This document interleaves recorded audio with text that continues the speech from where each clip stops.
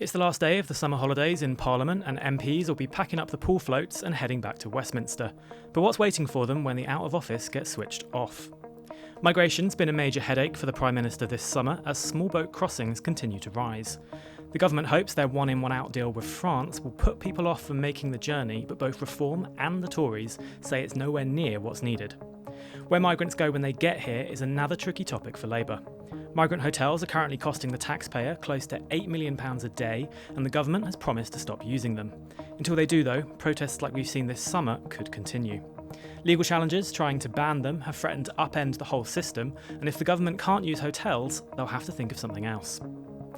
Fans of the Starmer-Trump bromance will be tuning in for the next instalment when the US President comes to the UK for an unprecedented second state visit this September. They're going to do a second, as you know, a second fest, and that's what it is. It's a fest, and it's beautiful, and it's the first time it's ever happened.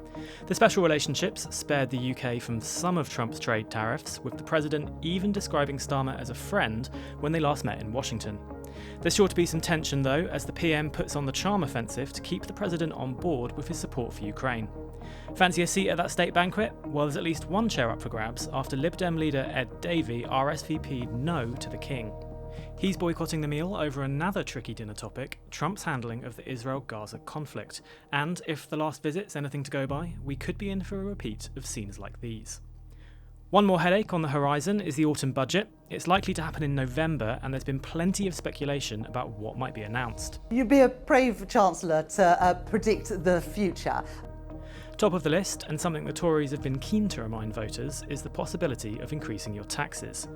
Labour ruled out hiking taxes on working people, but they've left themselves enough wiggle room to think about raising tax on the wealthy. Inheritance tax, wealth tax, and new property taxes for homeowners are all reportedly being considered, as well as changes to how landlords get taxed.